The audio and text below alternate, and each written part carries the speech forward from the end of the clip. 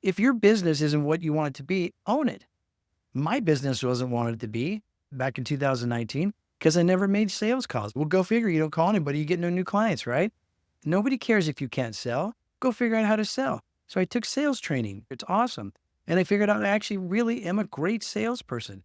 We got to move away from the thought that accountability is a negative thing.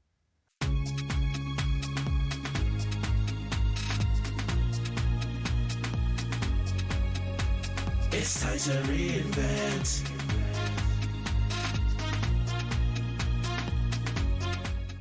Welcome to the Lessons of Entrepreneurship, the journey of reinvention. I promised you only amazing guests, and today is no different. Today, I have Robert J. Hunt with me.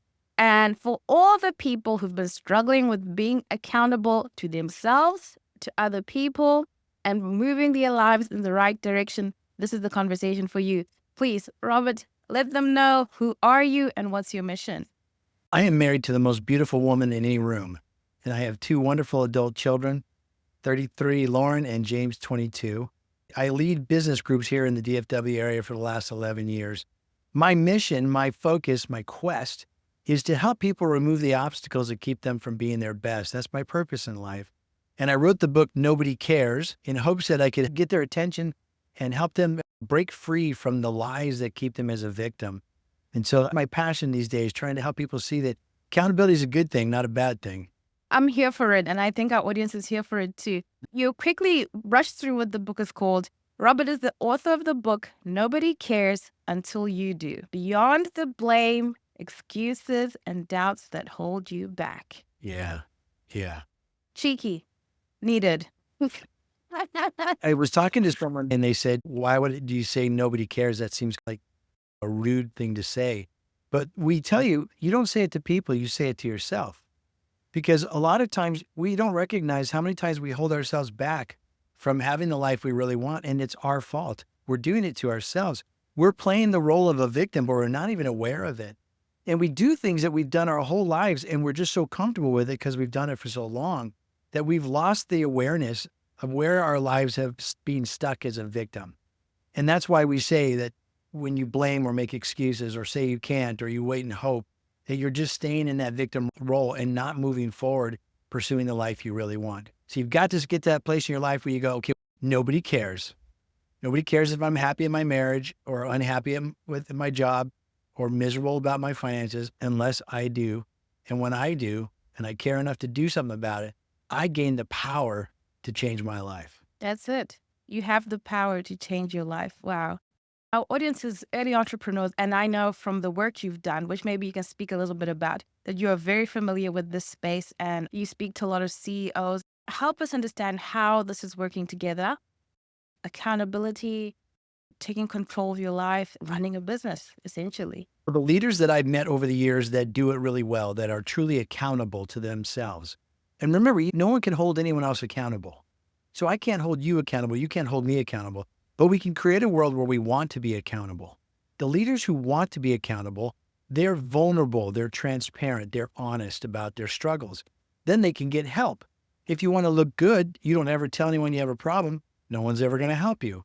And so the leaders who I found that were really accountable to the requirements, the effort, the guidelines that they established, when they owned all that, they had great results.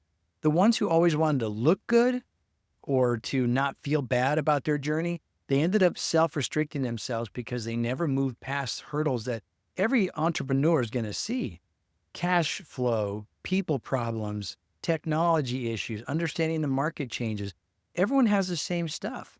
But when you are real and honest about your struggles, other people are willing to help you because they've been in that same journey too, and they know what it's like. It's our misperception of what is accountability. It's this bad thing. And understanding that even owning the struggle is part of the process. Maybe you can just talk us through that, because sometimes we just think accountability is something that I do to someone or someone holds over me. And like you said, no one can make you accountable. So maybe help us understand the concept so we're headed in the right way. We got to move away from the thought that accountability is a negative thing. It's not something you do to somebody else. It's something I do to myself. But the cool part about it is accountability is truly freedom and power and hope.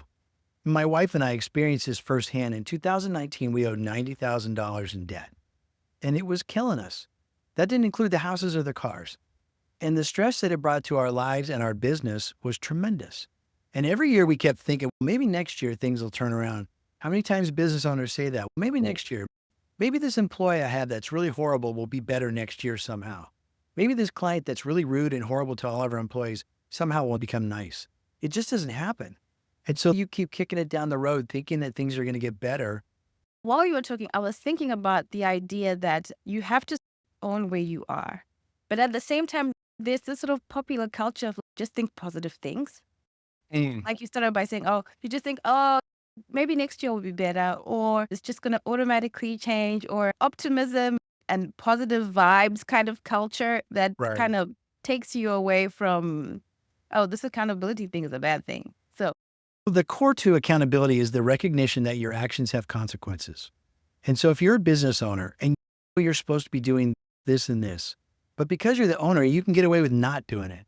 You can hire people that don't actually meet the requirement that you had in your brain when you started the company because you're desperate and you need somebody. You'll take an account or a client that you don't really think is a good client, but you need the money. You do things that you know really, this is probably not the right way to do it, but it's all the time I have. And so we start to compromise bit by bit and we think we're getting away with it. And we think this is all working great, but eventually it catches up with us. We run out of cash. We have horrible clients. We have horrible employees. And the ripple effect of doing all these things that are really not what you should do means you have to then, you eat it. You eat the consequences at some point. So one way or another, you're going to own the results. What I'd like to do is I'd like to choose my results. I don't want to get whatever I get. I want to chase what I want and I want to get it that way. And a lot of times when you ignore what is responsible activities and actions as a leader, as an entrepreneur, you end up getting something far less and you're stuck with it. And to me, I think accountability gives you the power and the freedom to create the world, the business that you really want. so much you said there. I think for the person who'll be listening, they'll probably have to listen to this all over again because there's so much that you said in that really taking responsibility for the things that you know you should be doing is part of accountability. Yeah. Mm. Let me jump in on that. I had a podcast this morning. I talked to another guy. He says, I take responsibility for everything in my company. I said, that's not the point. I want you to be accountable to everything in your company. If someone does something wrong and you're responsible for it, you fix it. But accountable is saying, look, I know that's a bad employee. That person shouldn't be working here.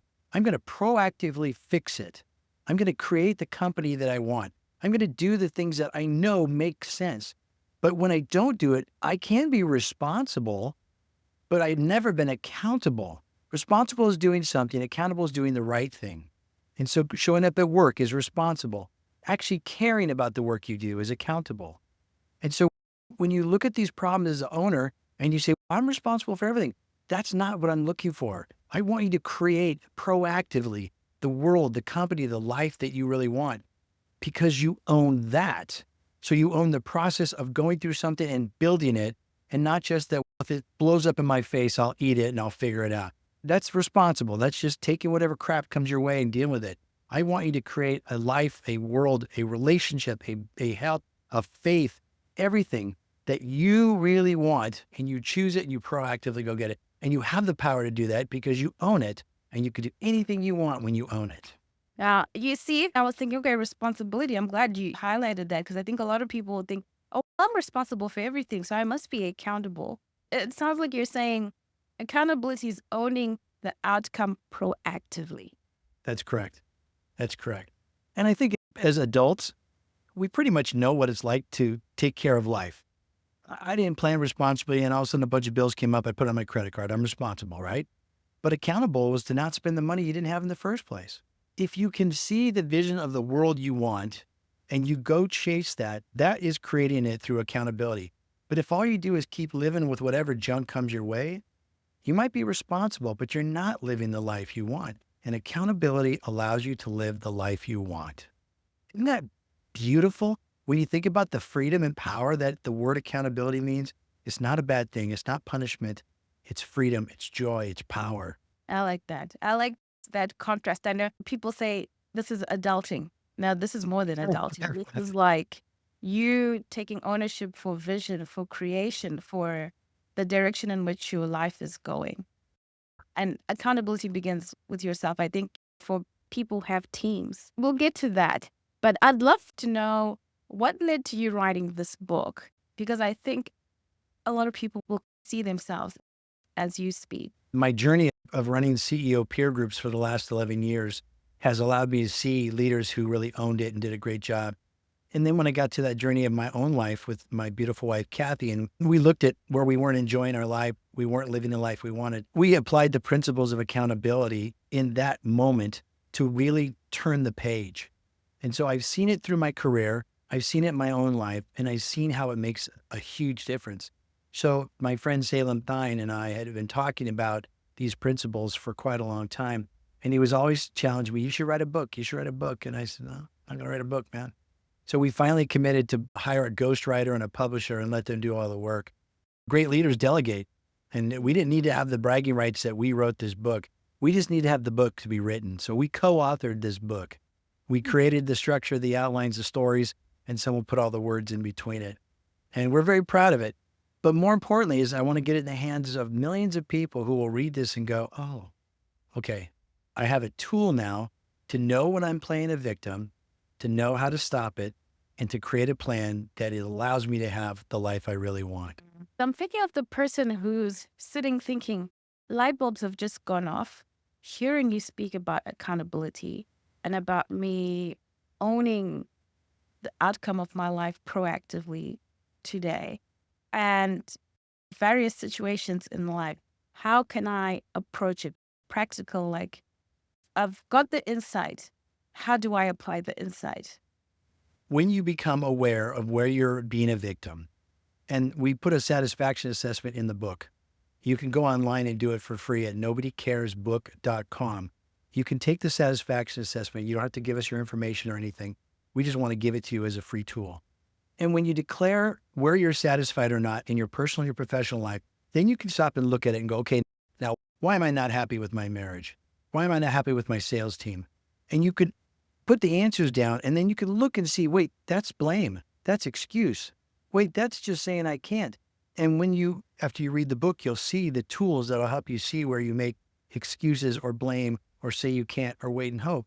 And so when you become aware of this, then you go, okay, now wait, nobody cares. Where am I going to go? And then you create a plan. And so the steps to create the plan are acknowledge the reality, embrace the suck, find a solution, and make it happen. And those are the last half chapters of the book. It's really a workbook. And so when you get the skills of being aware, you're late to a meeting, you walk in the door, what do you say? Oh, traffic was really bad. That's an excuse. You didn't turn in the paperwork, the report you're supposed to do for your meeting. You blame, Joe never gave me the information. And you blame and make excuse. And you'll start to see these things. I got to own this. I could have walked over to Joe's office and said, hey, man, I need that now. But instead, I just said, well, Joe never got back to me. So these things that we do that we're just comfortable with and used to and we're normal about, we'll start to see them now and they'll become gross. I don't want to be that. I see that now. And then you'll know the tools to go and chase the result you really want. We had a little talk yesterday and you were talking about how if your business isn't where it should be. And immediately I said, stop talking, Robert. The camera's got to be rolling. This is too good. We have a lot of early entrepreneurs who are listening in our audience and who may feel, like you said, oh, I'm not getting the results I want to get. This isn't happening for me. It's because I don't have a big name. It's because I don't have a big network. It's because I don't, you know how it goes. It's because the economy to that person. Nobody cares. And please don't misunderstand. Don't go around saying this to other people when someone tells you their problems. Don't go, nobody cares. That's rude. You say it to yourself every time you're about to throw out an excuse or a blame or say, I can't, or wait and hope. I'll just check into that later. Hey, my marriage is bad. I'll worry about that next year. Hey, my health is not good. Well, I'll go to the doctor next year. That's waiting and hoping. And then you finally go there when you pass out with a heart attack. I guess I should go see the doctor. And so you could delay things as long as you want. Nobody cares. It's totally your choice. If your business isn't what you want it to be, own it. My business wasn't what it to be back in 2019 because I never made sales calls. I didn't like making sales calls because I thought people might be mean to me. I don't like rejection. So I just wouldn't call anybody. Well, go figure. You don't call anybody, you get no new clients, right?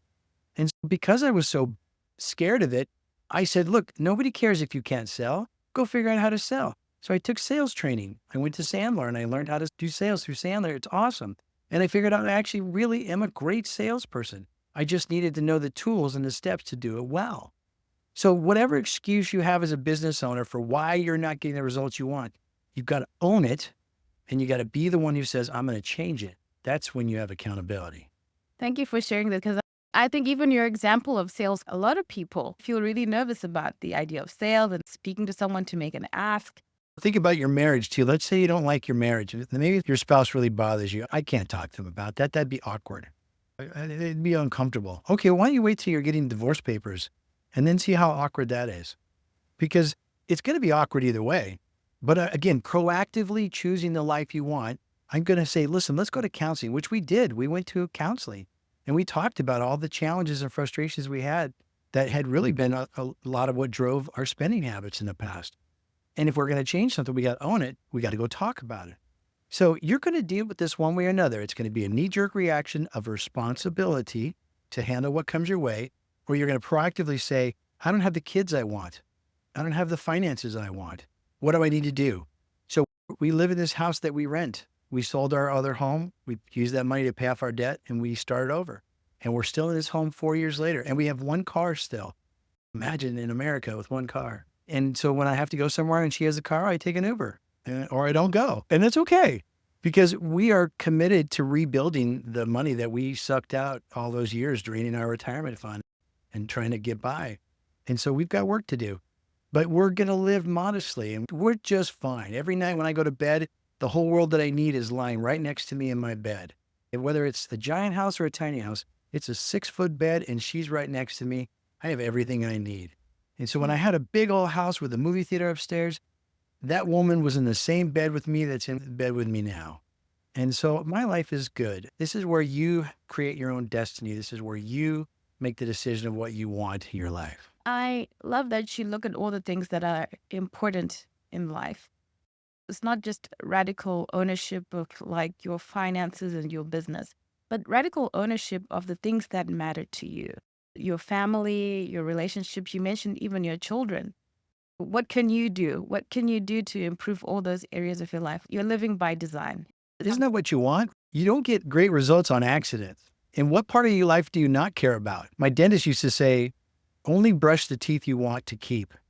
I thought that was a great attitude to say, but it's true. Only deal with the parts of your life you want to keep someday. So there's no part of my life I don't care about. It's just that we're lazy. And we've just got comfortable. We are self-restricting ourselves with the own lies that say things like, I can't do this, or it's not my fault, or I had parents who didn't love me. I get it, but I have chosen to chase aggressively the life I want. It's more fun that way. Thank you. It's inspiring to speak to you, Robert, and to hear your story. A lot of times we're on autopilot and we're complaining about the whole world, but we're essentially neglecting the power we have to take ownership of the life that we're creating. And I hear a lot of times people speak of being bored with life or unhappy with this and that. And I see the connection in this radical ownership of your outcome. And of course, it's going to require you to work, like you said, to show up. I'm interested in how this impacts your well-being, because I can see that really impacting a person's well-being. Your world's falling apart because you're not engaging. Yeah. Look, nobody says I don't want to show up. Nobody says that. This is where there's a big disconnect between those people who think they have it and the other people who aren't aware that they don't. Okay.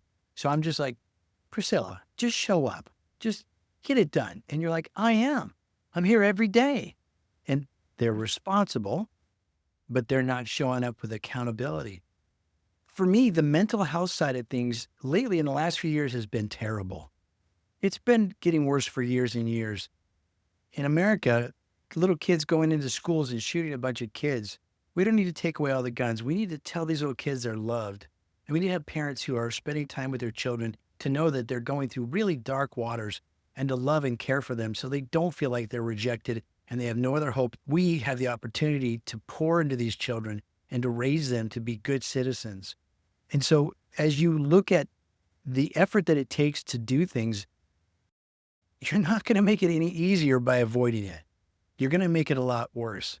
And the longer that we hoped that things would get better and kicked it down another year and another year, it just ended up being so much worse. So I think my mental health has been restored through this process. I remember after we paid off all of our debt, and it was April. So we sold the house in March, paid all the money in April. And I remember one morning in April, sitting on my couch, having my time with the Lord. And I had this weird feeling I hadn't had in a long time. It was peace. And I'd forgotten what it felt like to have peace because I've lived so many years stressed out, worried, frustrated, angry, that I forgot what the opposite looked like. And it wasn't until I removed it that I could contrast it. And I think most people in our world have got bit by bit worse, but it's been so slow. And since we're not recognizing that we're blaming and making excuses and holding ourselves back, we just figure, well, this is how it is. I just get crapped on and I just get angry and I just bitter at the world and it just keeps going. And then you see social media, which is also negative, and everybody complains. And it's just this whole world of whiners that it's just where we are. And I think we need a break mentally. And I think accountability gives you the opportunity to gain the power to go do something with your life so you have hope again. And I felt hopeful when I paid off my debt. I felt, hey, maybe I could run my business better. Hey, maybe I could have a better marriage. Hey, maybe I could drop 40 pounds. All these things that I just thought I'll never get to them because I felt so hopeless. When I conquered one thing, the ripple effect was everywhere. And to me, that's a great way to build your mental health. Thank you for sharing that. That's not just living, but really engaging with life. I like that. I think of myself sometimes. Recently was school holidays over here in Australia. And you think, oh, what am I going to do with these kids? Let me just let them watch screens for a couple hours. I'm going to sell myself out 8 here. hours. Me and my husband will go, oh, if we take away the screens, because we all know what we should do. We know the screens are no good for them. We know Yeah. it's not good for their mental health. We know it's not good for the development of their brains. But we Right. go through anymore. All the kids are holding parents' devices because we're just looking for that easy way. Oh, let me just get through the day. Yeah. So we were like, if we take away the screens, what are we going to do? Engaging. It's going to take that effort. And funny enough, you take them away and you engage them on a high level. Of course, it takes a little effort on your side, It does. but you realize how much more you can control because it's just something as simple as that. Turn back to being lazy. We Mm. think it's too much work to have to invest in the children we gave birth to and decided to have. And so we give them a screen. And I'm not saying this is everyone.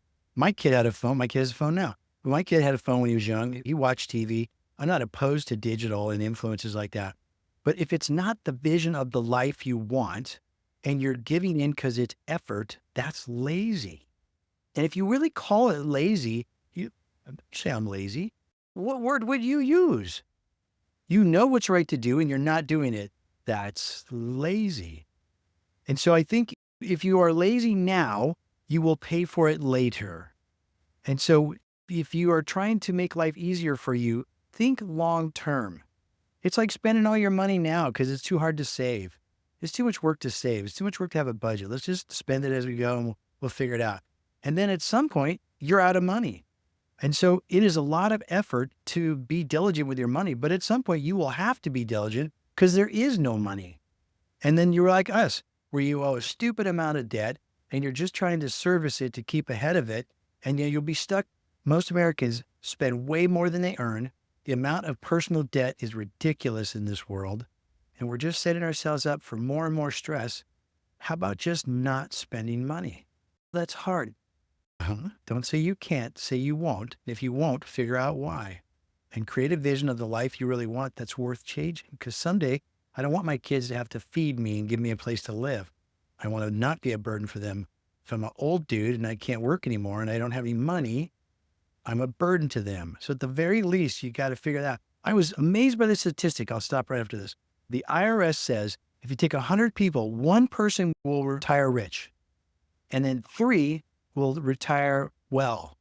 And then something like 30 will do okay, but they'll need some help. And 50 cannot survive on their own. And you have your whole life to plan for your retirement. You have literally 66 years to plan for you start at 16, let's say 50 years. You got 50 years to plan for retirement, and half of America will not be ready to retire. They'll have to count on the government to take care of them or their family or someone else. That's complete irresponsibility. That's laziness. And then the bummer of that is you have to then eat that world you're going to inherit that you created, and you'll probably be angry then too. This is a challenge because, like you said, it is being lazy. And it's hard to call yourself lazy, but sometimes you got to call a spade Yeah. so that you can have that change that you want to create in your life. I like these words. I like engaging with life. I like being diligent. I like stewarding and how all that comes together with really being accountable, knowing that you have the power to take ownership of your life and Yeah. to take ownership of the direction of your life. I'm so glad we had this talk, Robert. Everybody should go out and get this book. Nobody cares. Be rude to yourself, not to other people. Nobody cares until you do.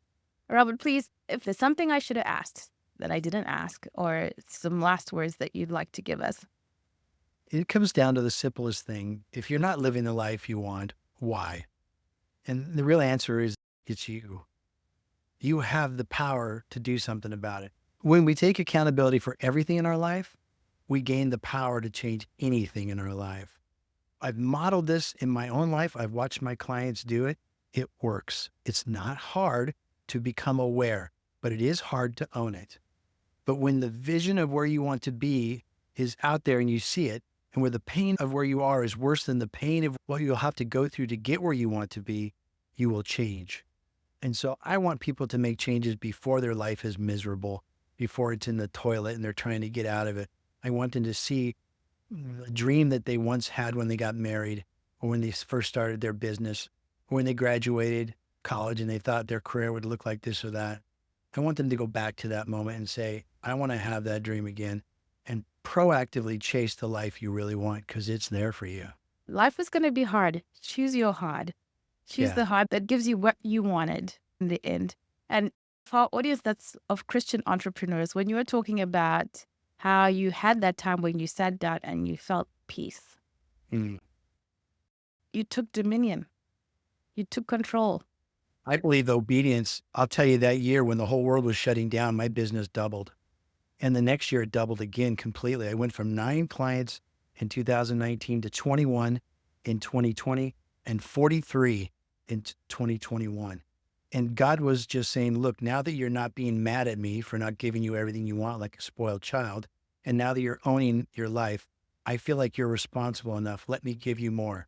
So where we're proven to be responsible with the little things, we have the opportunity to have the bigger things. But when my head was in a place of anger and blame and excuses, God was not going to give more for me to throw away. It would be foolish on his part. And since he's a loving father and looks at me and says, you are a spoiled brat, I will not give you more until you get your life together. And he gave me plenty of years to work it out. I'll tell you that. But until I got to that place of humility and owning it, I wasn't freed up to be able to be used by God. I am today, because I maintain a life where he can interrupt me and direct me where he wants to go. And I don't have stress that keeps me from being available to help other people or to be used by God. So I think he brings blessings when we're obedient. Thank you so much, Robert. It's been a pleasure. I would love to Thank keep you. talking to you. This is an amazing message that I think all of us can really sit down, get the book. Nobody cares until you do. Living beyond the blame, excuses, and doubts that hold you back. Yeah, I created a unique website Sure. URL for your show. So if you go to nobodycarespod.com, you can put in the code word lessons, and I will mail you a copy of my book at no cost. Because if you really want to read the book and you really want to change your life, I'd like to give you a copy. So if you go to that website and you type in the code word lessons, then I'll send you a copy. Thank you for your generosity. Thank you for this amazing conversation. And to the audience, please take advantage of this. Don't wait for New Year's. Any time is the right time to set your life in the right course because you have the power to do so. Thank you, Robert. Thank you.